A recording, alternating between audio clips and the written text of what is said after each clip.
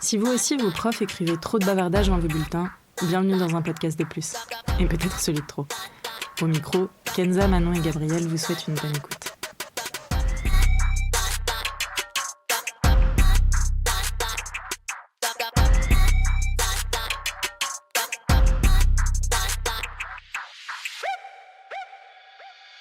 T'as peut-être des questions pour nous aussi d'ailleurs.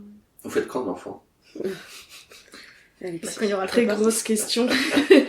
Non, mais est-ce que vous avez envie, vous? C'est une volonté un jour ou pas du tout? À la base, non. Et plus le temps passe, et plus mon horloge biologique me dit qu'en fait, si. C'est un vrai sujet, ça aussi. Mais ouais. Et donc, je pense que oui. Je pense qu'un jour, oui. Mais tu vois, c'est un truc que je projette aussi depuis que je suis avec mon copain, avec qui ça se passe très bien. C'est beaucoup plus facile de se l'imaginer quand t'es dans une relation qui fonctionne, tu vois, que quand t'es solo ou que ça va pas. Donc, mais je pense qu'à terme, oui, un jour. Mais j'ai des projets avant ça, tu vois. Donc, moi, je veux voyager un peu, je veux faire des trucs. Et quand j'aurai accompli ce que j'ai envie d'accomplir à ce moment-là, je pense que on va se regarder tous les deux. Je vais lui dire, toi, viens là. Maintenant, enfant. J'espère que ça fonctionnera du premier coup. J'espère aussi. Quitte à vouloir, pitié, qu'on y passe pas 3 ans. Et vous les filles? Bah moi honnêtement, vu mon schéma de vie actuel, je me pose pas trop la question. Mais tu sais pas si à terme un jour... J'en sais rien. Si tu rencontres la bonne personne, si ouais, ça se passe bien, ouais, ça fond. En fait, avoir un enfant, c'est aussi énormément de responsabilités, ça te change vraiment tout ton quotidien. Je sais pas si je serai prête un jour. Après, c'est mon avis actuel, qui peut changer. Oui, mais je veux dire, t'as pas de désir profond ancré. En fait, de connaître la grossesse, d'avoir quelque chose qui se développe, qui se développe en toi et tout, ce ressenti-là en tant que, biologiquement, oui. Parce que je trouve ça quand même hyper beau. Mais après avoir l'enfant, pour le moment, je sais pas. Parfois, toi, tu veux que la grossesse. Oui. Ouais. Parfois, on se dit, ouais, on ferait bien le deuxième, mais il a 3 ans. Direct. Ah ouais. Tu vois, y a pas les étapes avant. Il y a pas les étapes avant, parce que la grossesse c'est contraignant, le début c'est contraignant, et encore que c'est plus facile en fait le début. Ah ouais? Ah ouais. Ok. Ouais. Et mais c'est toutes les étapes avant qui c'est casse-pied quoi. Attends qu'il soit ado. Ouais. Oui, mais ça sera différent. C'était tellement mieux. Tu vois, il sera ado, il y aura des trucs compliqués, mais il n'y aura pas la grossesse à faire. Ouais. Tout l'avant, moi je suis en train de sortir des couches là. Ouais. J'ai pas du tout envie de retourner dans les couches. On dort des nuits complètes, j'ai pas envie de redormir des nuits incomplètes. Oui, donc le deuxième enfant, c'est pas pour maintenant. Il n'y en aura pas, je pense. Ouais, c'est ce que tu me disais, genre, la volonté aussi d'être papa jeune. On a mangé ensemble un jour, tu me disais, mais moi, après 30 ans, je veux pas d'enfant. Ouais, mais c'est... T'as changé d'avis dessus. Non, mais je sais pas. En fait, je dis des choses. Parfois, il y a plein de certitudes, on dit plein de choses, on dit, ça c'est sûr. Et puis si ça se présente finalement, on change d'avis. Mais c'est comme j'avais une volonté d'avoir un enfant jeune et je m'étais dit après 30 ans j'ai plus envie parce que je calcule qu'après 30 ans je suis vieux. Moi je vois au début c'est sport là de 0 jusqu'à 5 je pense que plus on vieillit, moins on a de patience, moins on a de temps à consacrer. Enfin je sais pas, c'est en fonction des schémas et des gens mais je vois là j'ai entendu il y a pas longtemps Elie Semoun, il a eu un enfant, il a 60 berges, sa compagne elle en a 30. Mais il va faire comment, lui, à 60 ans? Il est fatigué, je suis désolé, ce monsieur, il va avoir mal au dos et tout. C'est dur, C'est hyper contraignant au début. Et là, on revient à l'horloge biologique où les hommes, ils font ce qu'ils veulent toute leur vie. Ils peuvent pas il y a pas, en plus, il y a pas de conséquences. Ils font un enfant, s'ils veulent se barrer au milieu, en fait, ils s'en foutent, ils ont plus rien à gérer. Et les femmes, il y a une horloge, elle est vers 35 ans, ça commence à couiner, 40 ans, et après, c'est fini, quoi. Faut congeler ses œufs. Ouais, même après, t'as des problèmes avec le corps et tout, tu vois. 40 ans, ça devient... Même, je crois que c'est 35 ans, ça devient une grossesse gériatrique. Déjà, le terme, faut arrêter. Oui. Gériatrique, 35 ans. Mais tu sais, ma mère, elle a eu mon petit frère à 40 balais. Et ma mère, elle peut te le dire que... moi, Mayu, elle avait 26, je crois. Bon bref, 26 ou 27. Elle était là. Tu vois. Parce que quand moi j'avais 26 ans, elle me disait tu vois, j'étais enceinte de Manon. Non. Mais tu vois, elle l'a vu aussi la diff entre 26 ans et 40, c'est pas la même chose, l'après c'est pas la même chose non plus, et du coup c'était beaucoup plus surveillé effectivement sa troisième grossesse que sa première et c'est normal. Mais oui, c'est vrai que ton corps en tant que femme il change, c'est un délire. Moi je suis à côté, je vois, c'est même pas en termes de prise de poids ou quoi, c'est vraiment il se modifie. Le bassin s'écarte, la peau, tous tes organes ils se mettent sur le côté pour laisser la place et tout. Et après même ça fait presque comme au milieu de tes abdos là, comme un peu un trou. Après tu peux refermer et tout, mais c'est vraiment ton corps se modifie, il s'adapte. C'est exceptionnel. Hein. Est-ce que t'as eu droit à des stéréotypes pendant la grossesse de envie d'un aliment en particulier de ta copine ou d'odeurs qu'elle adorait et que maintenant elle déteste ou je pense qu'elle était plus sensible à certaines odeurs que d'autres. Après, elle a toujours été sensible aux odeurs, donc. Mais là, ça a été peut-être un peu amplifié, mais il n'y a jamais eu trop de manger des fraises. Oui. Ça, je pense, c'est ceux qui s'inventent un peu une vie. Ben, je sais pas, parce que tu vois, pareil, ma daronne, les glaces, les sundaes du McDo, quand elle était enceinte de moi, apparemment, donc elle se restreignait, mais elle avait trop envie, tu vois. Ça n'a trop envie de sucre. Ouais. Il y a un goût, il y a un truc, c'est peut-être du sucre aussi, juste un pur et dur. Sauf si elle avait aimé autre chose. Alors, je pense qu'il y en a qui abusent un peu, en vrai. Parce qu'elles sont enceintes, du coup, c'est, allez. Pour coller, justement, aux atteintes, ou même inconsciemment, peut-être. Ça fera bien sur TikTok, et du coup, Oh, t'es mauvais, là. Là, t'es mauvais, là. Non, je rigole. Non, mais, elle, pas du tout. Il y a pas eu de. Ok. Bon. Il n'y a pas eu trop ça. Après, plus des envies de manger des trucs qu'elle avait pas le droit. Ah oui, ça, c'est l'interdiction. T'avais pas le droit de manger de poisson cru ou de viande crue ou des trucs comme ça, ou de fromage. Du coup, une fois qu'elle l'a pu. Au début, c'est contraignant, après, tu oublies. Ouais. Et elle avait oublié qu'après, elle pouvait le faire. Ah oui. Et une fois qu'elle a pu en manger normalement, ça reste pas mal. En même temps, quand t'arrêtes pendant 9 mois, tu t'oublies. Hein. MDR, nous, 1 mois sans. Ouais. 9 mois sans. Moi, j'ai dit à mon copain, si un jour on a un enfant, tu débarques à l'hosto avec une bouteille de champagne et des sushis, quoi. Ça va être mon premier move post-accouchement, quoi.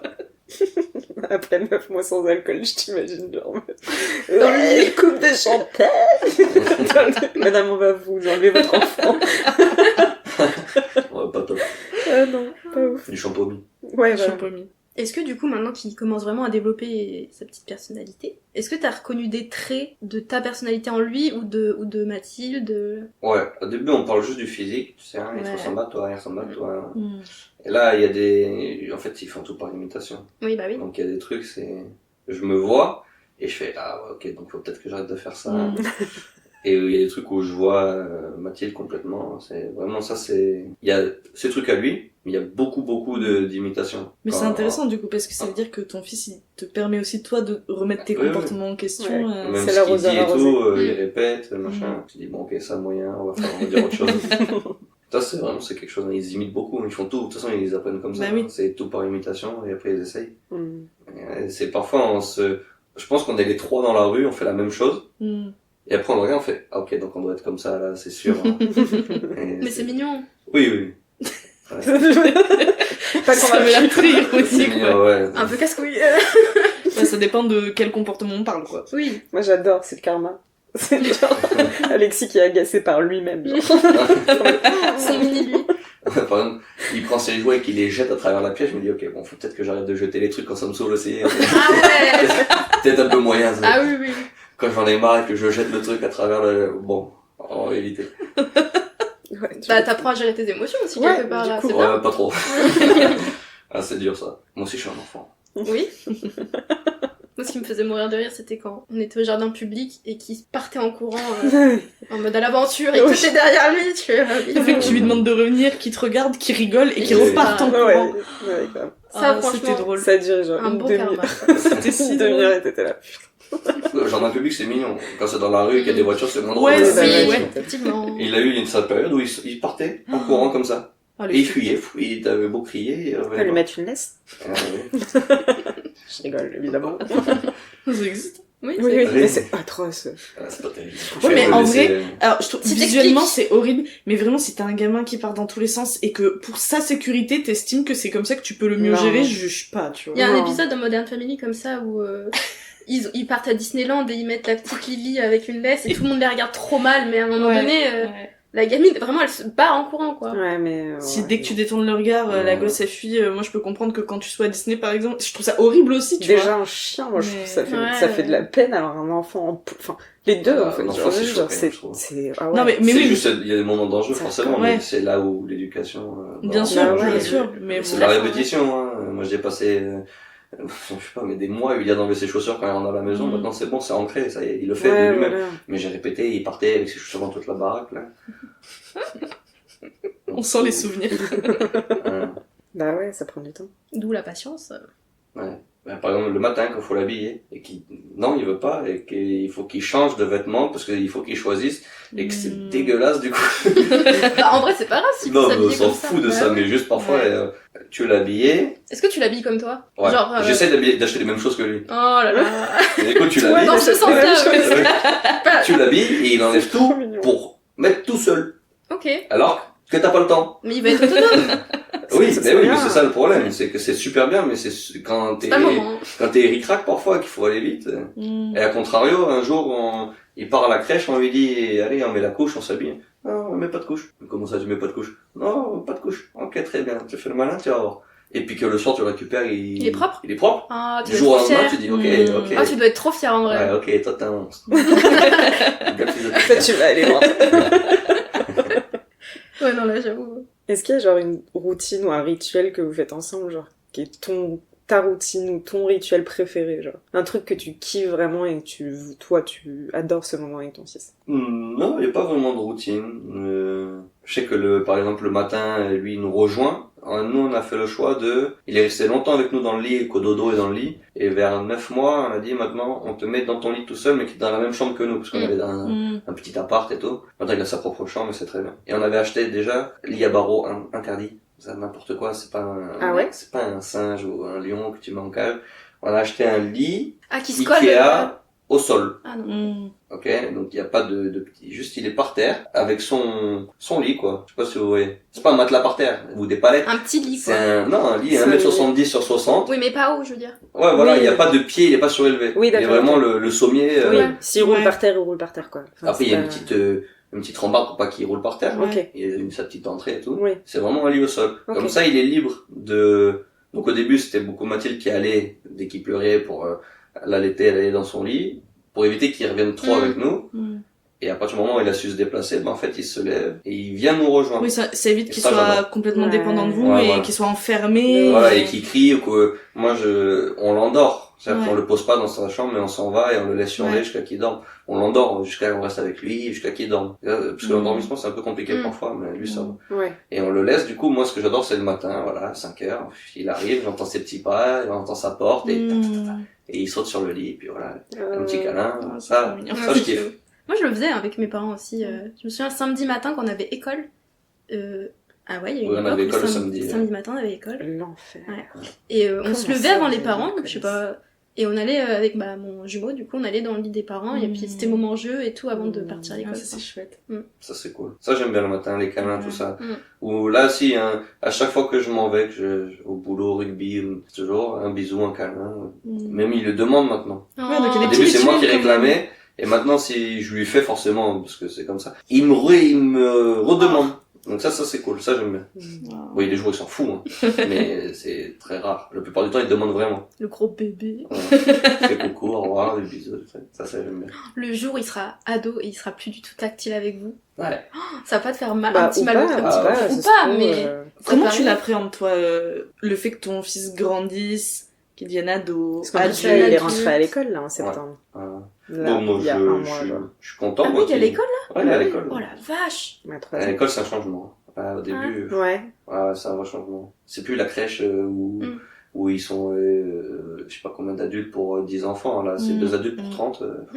T'as vu des changements chez lui dans son... Ouais, la première semaine, c'était un peu dur. Ouais. 2 semaines tranquille, et là, ça y est, maintenant, il kiffe. Et vous, en tant que parent, de le laisser à l'école, ça allait? Ça va, parce que il était à la crèche, donc on était habitués. Ouais. Mais j'imagine que les enfants qui étaient pas sociabilisés comme lui l'a été, ça doit être compliqué. Il était chez une nounou, c'est un adulte, 3 enfants, c'est que pour toi. Il y a des enfants qui vivent mal, enfin qui n'ont pas été genre laissés avant d'être à l'école à quelqu'un ou pas la journée, et du coup le jour où tu l'amènes et où il capte qu'en fait toi tu vas partir et tu vas partir sans lui, vraiment c'est atroce aussi. Et puis une journée c'est long, il y a des pleurs et tout, enfin c'est moi c'était bien plus dur la crèche que l'école. L'école c'est facile. La mais crèche, parce que il avait 9 mois, il est petit. Et c'est la première fois que tu le laisses aussi. Donc même vis-à-vis de ça, indépendamment de l'âge, je pense la première fois que tu laisses ton petit à quelqu'un d'autre qui va en être responsable, ça doit être un peu angoissant. Moi j'avais ce problème de toute façon, j'ai l'impression que les autres ils savent pas faire. Il y a que moi qui sais faire. Enfin, il y a que nous qui savons faire avec lui. Mais ce qui est un peu vrai, hein. Il y a t'es la personne qui le connaît le mieux en tout cas. Ouais, on est tout le temps avec, on sait, même si on sait pas bien faire, on arrive quand même si parfois il a des besoins, et t'es là, bon ok, là il fait que pleurer, je sais pas, il parle pas, il explique pas, donc tu cherches. c'est souvent la même chose, hein. Mais j'avais vraiment l'impression qu'il y avait que nous qui savions faire. Les autres, ils savent pas faire, quoi. Mais c'était pas méchant envers les autres, c'est vraiment, c'est parce que... Mais c'est ton Et je enfant. te dis, on c'est est ton bizarre, enfant, on c'est est ton les animaux. Bah non, mais c'est l'éducation que tu veux donner à ton enfant aussi, et genre, les choses que tu veux faire à toi. Enfin, ah ouais, ça, j'ai une question par rapport à l'éducation. Comment tu fais pour laisser l'autre faire? Est-ce qu'il y a des Avec moments où genre, ouais, est-ce qu'il y a des moments où genre, par exemple, tu vois Mathilde faire un truc, toi t'aurais pas fait de la même manière, mais tu dois, genre, laisser faire parce que c'est aussi elle, enfin, tu vois? Bah, Je suis non, non, je comprends. Nous, on est parti du principe que on est toujours d'accord. C'est-à-dire que devant lui, on est toujours d'accord. Oui. C'est-à-dire que si moi, je me fâche ou qu'elle se fâche pour un truc, et qu'il va voir l'autre pour regarder, non, moi, je suis d'accord avec maman, là, t'as pas compris. Et après, on discute, ok, ça peut-être qu'il faut qu'on modifie et tout. Ouais. Parce que moi, je peut-être vite tendance à être moins patient et à m'emporter, et ok, c'est puni, parce que comme ça, au moins, il comprend. Que Mathilde, elle est peut-être plus, allez, hein, c'est un peu plus. Donc, moi, je suis pas forcément d'accord, je dis, là, faut que tu sévisses un peu plus, parce que si tu te laisses faire à chaque fois, en fait, il va gagner à tous les coups, et c'est trop facile pour lui. Et donc, mais ça, on se le dit après, pour essayer de se réadapter, de bien se calibrer. Mais oui, on se laisse faire, hein. De toute façon, on se fait confiance à 100%. C'est plus compliqué que les autres, par contre. Tu vois, si jamais je vois quelqu'un faire un truc avec mon fils et je suis pas d'accord du tout de ça, oui, t'as moins de c'est patience aussi dur de avec les dire autres. et tout, ça dépend les personnes et tout, c'est compliqué. Donc au final, tu laisses faire et puis tu dis ok, c'est bon, c'est passager. Il y a plein de comportements parfois qui sont dérangeants. Ouais. Après, je pense que des fois aussi, il faut savoir relâcher, te dire que, tu sais, c'est un comportement exceptionnel, et qu'au quotidien, ça se passe pas comme ça, et que donc, enfin, ton enfant, il sait aussi peut-être. Parfois, tu galères sur un truc, une fois que tu commences à réussir à lui faire intégrer, et que quelqu'un derrière, une fois, il te casse pas mal de boulot, parfois, donc. C'est comme quand ton chien, par exemple, est chouine, et qu'il y a une personne qui vient et qui, tu lui dis non, tu dois l'ignorer, et elle y va quand même. Exactement, ça, c'est abusé, ça, je comprends pas. Non mais je comprends. Mais après c'est du boulot là-dessus aussi, là tu vois, du travail perso. Moi il y a plein de trucs que j'aime pas trop, je suis bizarre encore une fois.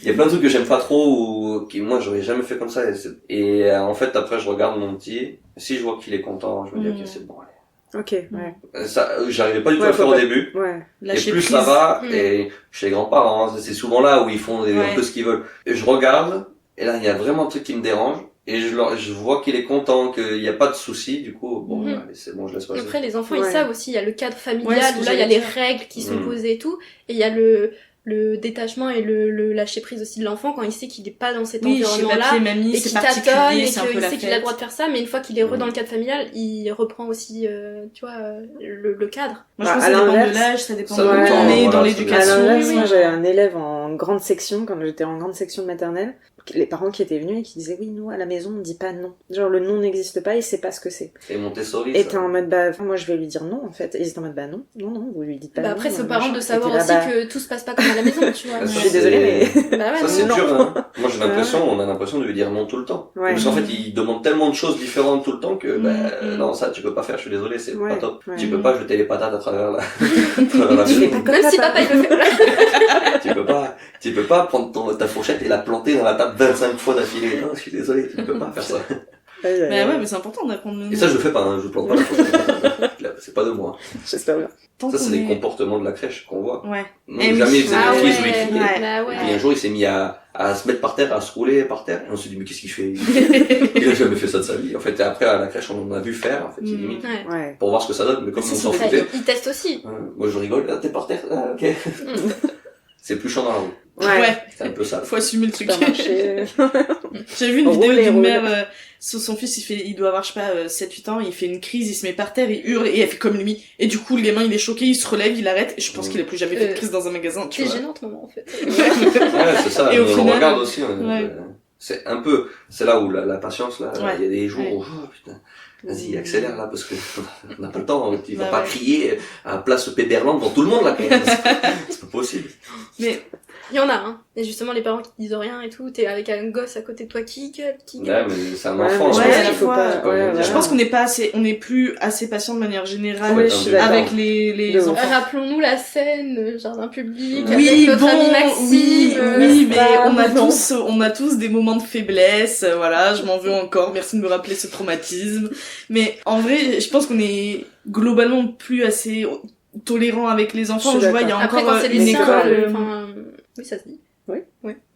T'es plus patient qu'avec un oui, enfant. Non, mais c'est encore autre chose. Mais même à plus grande échelle, c'est justement... là, j'ai encore vu, il y a une école, les gamins n'ont plus le droit... Alors, c'est une école, je sais pas si c'est Montessori, mais en tout cas, hors école classique, les gamins n'ont plus accès à la cour de récréation parce que les voisins se sont plaints du bruit. Ouais. Je trouve ça abusé. Je trouve ça abusé. Non, c'est n'importe quoi. Enfin, c'est laisser les enfants faire des trucs d'enfants, quoi. C'est la récré, ils crient, c'est 20 minutes 2 fois par jour, ça va, quoi. Ouais. Par contre, tant qu'on est dans les questions d'éducation, avant que j'oublie là, moi j'ai 2 questions. La Grèce. Vas-y. Première question. Est-ce que vous étiez raccord sur les grandes lignes d'éducation que vous vouliez mettre en place pour votre enfant, ou est-ce que vous aviez aussi des points très différents, parce que on est un peu construit par ce qu'on connaît et ce qu'on vit aussi, et du coup je me demandais si pour vous la manière d'éduquer votre enfant, enfin si vous aviez la même vision, si c'était évident, s'il a fallu travailler sur des points. Et aussi, entre ce que tu projettes et la réalité une fois que t'y es, qu'est-ce que t'avais comme précepte en tête que t'as finalement laissé tomber parce que tu peux pas tout gérer, quoi. Alors, sur les lignes de conduite, l'éducation, tout ça, je pense que ça c'est pareil, tu réadaptes et on était plus ou moins d'accord sur l'essentiel. L'essentiel, et puis en fait après tu fais en fonction de quand ça arrive. Ouais. Là, par exemple, est-ce que j'ai un exemple en tête? Non. Mais il y a des trucs où tu te dis, bon, on va en discuter, parce que soit moi j'ai fait un truc, soit elle a fait un truc, et finalement, on voit qu'on n'était pas forcément d'accord, mais dans l'ensemble, on est plus ou moins d'accord. Et puis après, c'est des trucs un peu, c'est des classiques qui coulent de source, quoi. Mais par exemple, là où tu soulèves un vrai truc, c'est que moi je disais, il y aura jamais ça c'est comme ça c'est impossible. Oui, il y a le rêve et la réalité, vraiment. Ça, c'est, tu sais, on parle des écrans pour les enfants, tout ça, la télé, machin. C'est à ça que je pensais. Alors, moi, en particulier. Jamais avant 10 ans, il n'aura jamais de, laisse tomber. En fait, c'est juste que parfois, t'es démuni par ce qui se passe, par le moment, t'as besoin de 20 minutes de calme et de, et en fait, tu craques. T'allumes la télé et c'est là où, moi, nous, on a choisi. C'est-à-dire que les dessins animés, tout ça, on met pas plus que ça. C'était au tout début, si jamais on voulait vraiment un peu de calme, on y mettait genre un documentaire animalier. Donc, tu mets des zèbres et des éléphants à la télé, et, ils bug, et là, t'es tranquille, tu mets 20 minutes. 20 minutes, c'est pas non plus hyper engageant. Là où c'est chiant, c'est quand ils répètent tout le temps pour avoir la télé tout le temps. Et c'est là où tu dois dire non, là c'est non, et tu mets un vrai cadre sur le truc. Nous, la semaine, il a pas trop, tu vois. Genre vraiment, tu sais, c'est vraiment par période, du coup. Lui, il le gère, quoi, déjà. Il sait se prendre en photo, j'en ai dans le téléphone. Il sait se prendre en photo, il sait swiper, il va sur YouTube, il connaît l'application, il sait quelle musique il peut se mettre, parce que c'est tout qu'il m'a vu faire. Je lui ai déjà mis un peu de musique, là, du Disney, des machins. J'ai l'impression que ça, c'est moins chiant à mettre à un enfant que un truc débile à la télé. Donc c'est ce que je disais, je mettais des documentaires animaliers ou des trucs comme ça. Bon, après forcément t'as de la patte patrouille qui tombe à un moment donné. Là, mais en gros, c'est quitte à craquer sur la règle que tu voulais mettre en place à la base, t'essaies de minimiser aussi. En fait, c'est pour avoir, à un moment donné, t'as besoin d'avoir 20 minutes pour toi, quoi. C'est vraiment, c'est dur, hein. T'es fatigué, tu dois tout le temps t'occuper. En fait, il est tout le temps en demande d'attention. Là, ça y est, il commence à jouer tout seul avec ses trucs et tout, c'est trop bien. Ça fait plaisir. Il parle, il fait ses histoires et tout. Mais au début, il est dépendant de toi tout le temps, il a besoin. Après, je lui mettais pas à 6 mois devant le berceau, le truc, c'est vraiment un peu plus quand il commençait à comprendre les trucs et tout. Mais c'est pas que t'as pas le choix, tu peux le faire. Pas dans l'excès, quoi. Voilà, ce que je disais, je mets un cadre. La télé, la semaine, il n'y a pas du tout.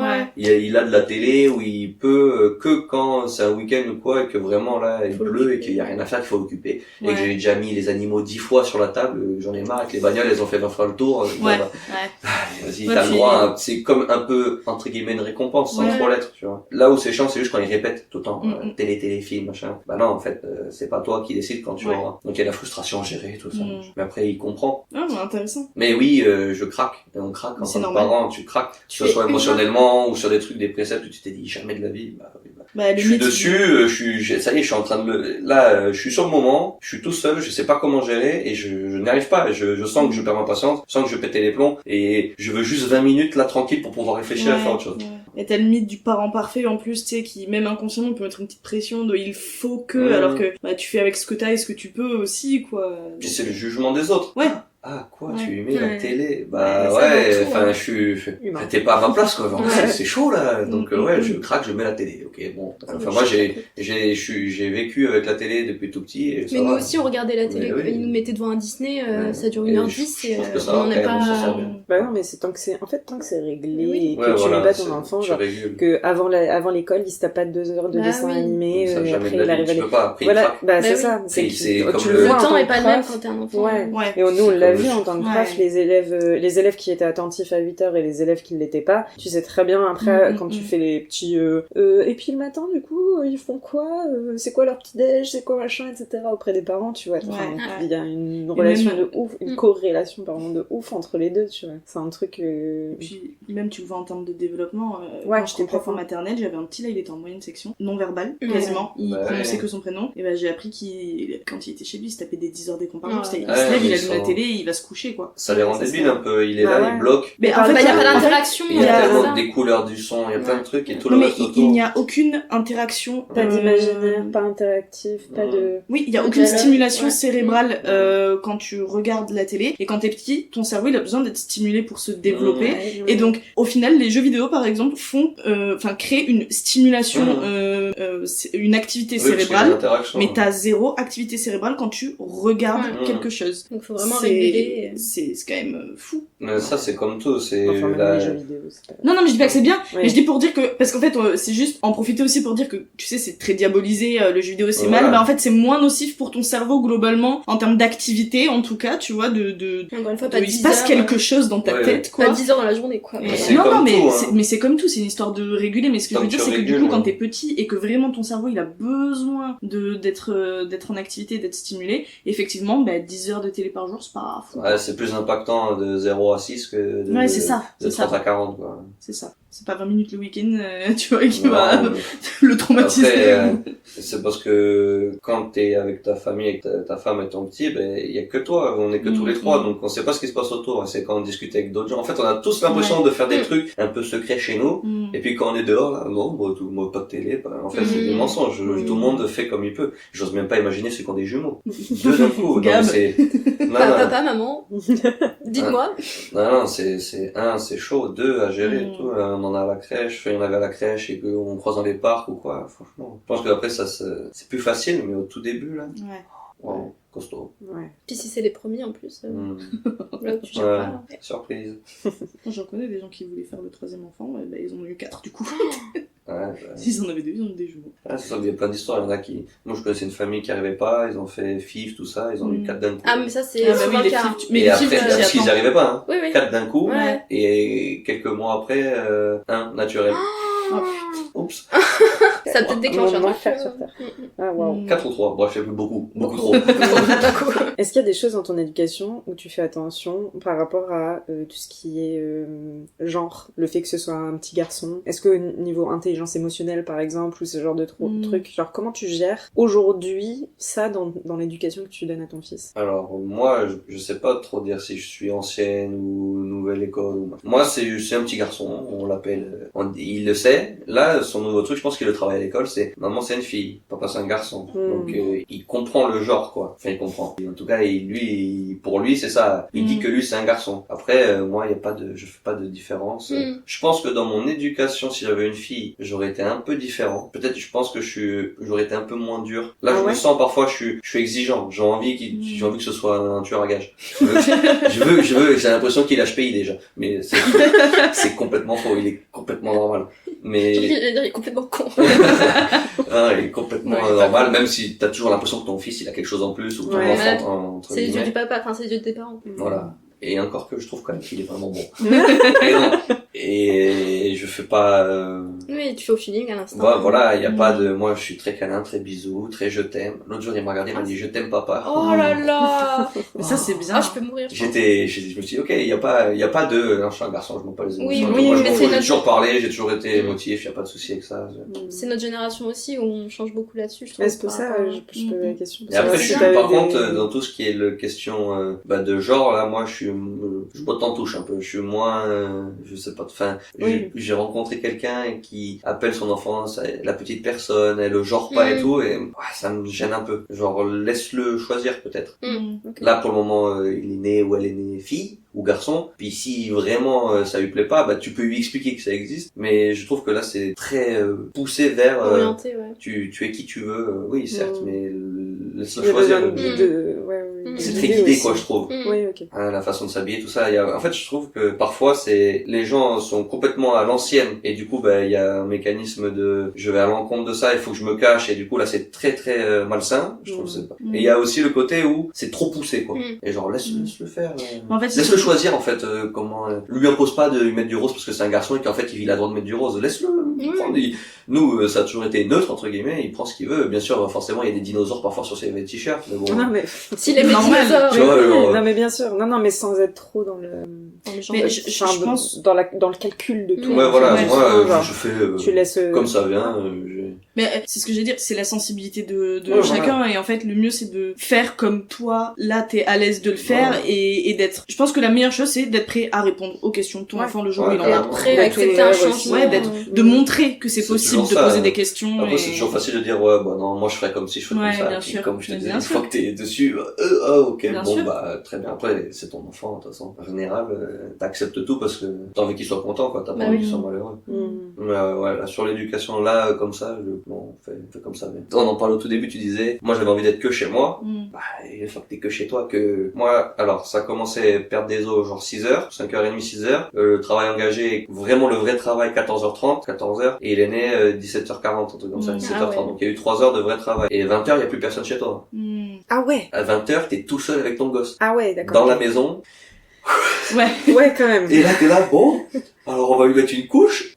Putain, elle m'a l'air un peu grande cette couche nouveau-né quand même. Donc tu lui mets pas.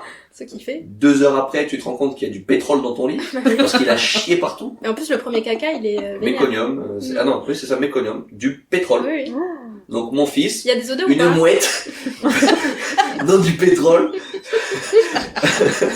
Et il y en avait partout. Et là, non mais là, c'est à l'urgence. C'est-à-dire que tu soulèves, tu mets 2 serviettes et tu te remets dessus. Il y a pas de, il y a pas de, t'es mort. Ah, non, mais oui, d'accord. Oui, il y a pas de je nettoie, je oui, change les draps, je vais à la lave. Ah non, c'est tu soulèves et puis on fera ça plus tard quand on aura le temps. Ah ouais.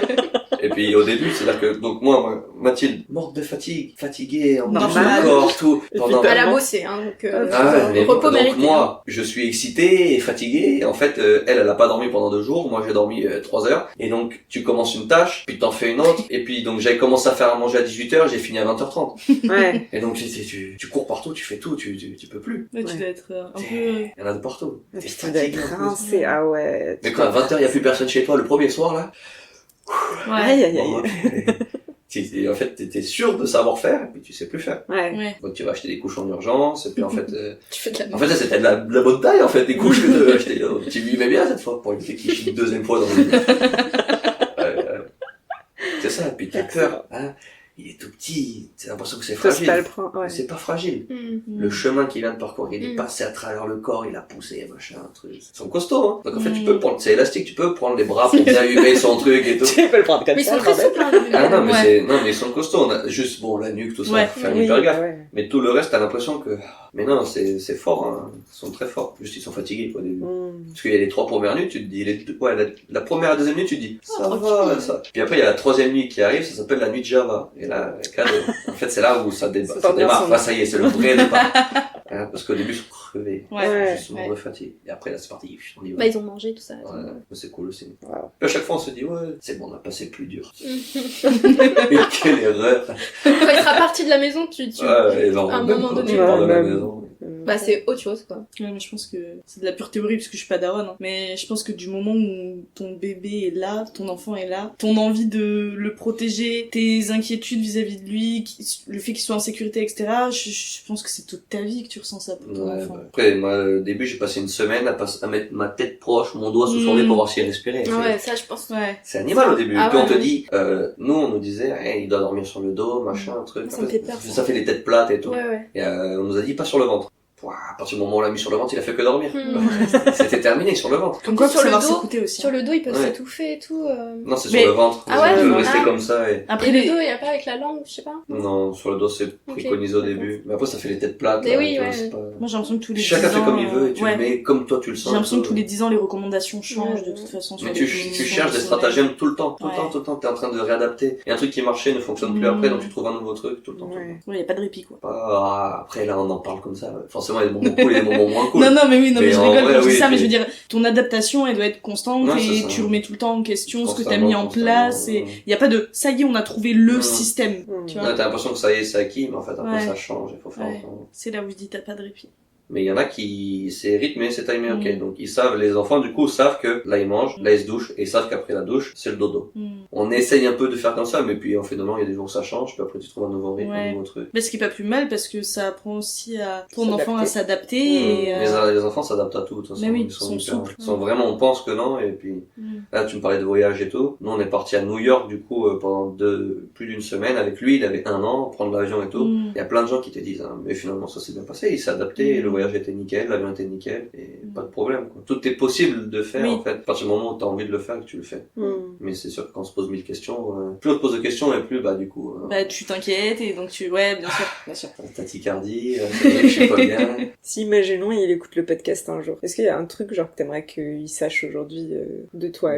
Il le saura, parce que je lui dis tout le temps, mais je l'aime plus que tout, cet enfant. Et il est incroyable. Non, mais moi, je veux juste qu'il soit gentil, vraiment, juste gentil. Le reste, après, il fait ce qu'il veut. Tant qu'il est gentil, qu'il a un vrai bon fond. Et c'est ce que je vois déjà chez lui, depuis qu'il est tout petit. Toujours il prête, toujours il donne. Forcément, il tape de temps en temps, mais mais pas trop les gens dehors. Plus nous, à la maison, non, mais plus nous, chez nous, quand il est frustré, du coup, c'est de la frustration d'enfant, et il pousse ou il tape parce qu'il montre qu'il est frustré. Mais dehors, j'avais même pitié un peu, il se laissait faire. On lui prenait les trucs des mains, il disait rien, j'étais là. Mais c'est pas possible, je dis un truc. Donc, je vais l'entraîner un peu.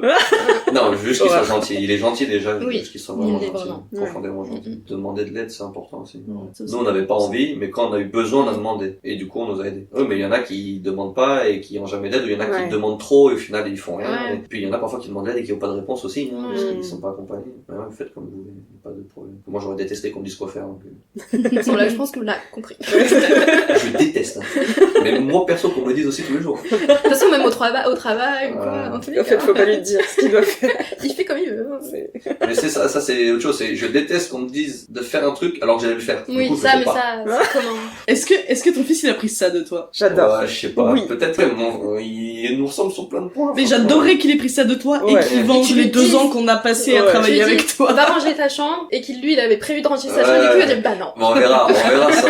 Mais parfois, il jette des trucs et il sait qu'il doit le ramasser. Je dis ramasse. Non. Là, tu vois? Eh ben. Voilà.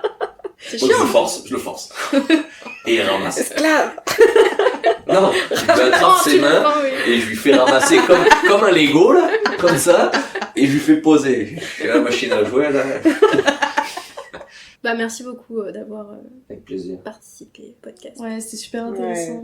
Et on embrasse la maman aussi, bien sûr. Et le petit bout de chou. Toute la famille, finalement. Oui, merci. Ouais, c'était cool, très cool. Prochain avec Mathilde. Avec grand plaisir. Elle vous donnera son point de vue. Ouais, je dis n'importe quoi. Peut-être qu'elle voudra pas participer. Aussi, bien sûr. On est en train d'avancer un truc. Mais si elle veut, elle est la bienvenue. Peut-être qu'elle va vouloir venir rétablir des vérités. Il vous a menti. Ouais, j'espère pas. Je rigole. Non, mais ouais, on espère que vous aussi, auditeurs, ça vous a plu et que ça vous a intéressé. Si vous posez des questions sur la parentalité, j'espère que ça a répondu aussi. S'il y a des parents qui ont envie de dire, ils racontent n'importe quoi. N'hésitez pas, hein. N'hésitez pas. Non, mais aussi, on parlait avec vous. Parfois, on parle de, vous avez dit, ouais, je veux voyager, il y a des trucs qui sont pas possibles. Moi, j'ai repris mes études avec un enfant. Oui, c'est vrai. Oui, c'est vrai. Oui, c'est vrai, on n'a pas parlé. Je suis étudiant, j'ai mon enfant, et c'est possible. C'est dur, c'est sport, mais c'est possible. Ouais. Tout est possible. Ouais, c'est vrai. Et heureusement que la maman gère à fond derrière. Big up. Oui, ouais, grave. Mais non, c'est possible. C'est sport, hein, c'est dur, je dis pas que c'est facile, vraiment. C'est possible. Tout est possible. C'est juste une organisation et un vrai. Mais t'as bien fait de le souligner. Oui, c'est vrai, ça aurait été dommage de pas en parler quand même. Ouais. Mais même en vrai, au-delà d'avoir repris tes études, quand on était surveillant, et rien que ça, c'est pas un taf, c'est passager quoi. Donc même construire un cocon familial avec un travail où tu sais que il y aura une finalité et que qu'est-ce que je fais après. C'est ce qui fait. Il y a beaucoup de gens qui disent non, moi je fais un enfant quand tout est prêt, tout est en place et tout. Alors que nous, voilà, déjà on n'est jamais prêt. Et nous on avait décidé que c'était, on fait là, puis on verra après. Puis c'est ça. Mais il y aura toujours une solution. Je pouvais faire d'autres boulots, j'avais un autre diplôme pour faire un autre travail, mais j'en avais pas envie, je voulais avoir du temps. J'avais fait un choix, temps, c'est vrai que les argent. vacances scolaires, c'est pas mal. Et du coup, je voulais vraiment du temps pour pouvoir m'y consacrer. D'où ma reprise d'études. Pour faire le métier avec du temps. Et ça se comprend. C'est bien. Bon, là, c'est vraiment fini. C'est coupe tout, là. Que je dise 2-3 conneries. Merci de nous avoir écoutés. On est de retour sur les réseaux, donc un podcast de plus sur Insta, TikTok, YouTube. L'adresse mail unpodcastdeplus@gmail.com. Donc si vous voulez nous écrire, vous êtes les bienvenus comme d'habitude. Et voilà, en attendant, portez-vous bien. On se retrouve la semaine prochaine pour un nouvel épisode. Dans 15 jours. Oui, c'est plus la semaine prochaine. Ça va être un petit peu décalé maintenant. Oui. Et vous verrez. Voilà. Bisous.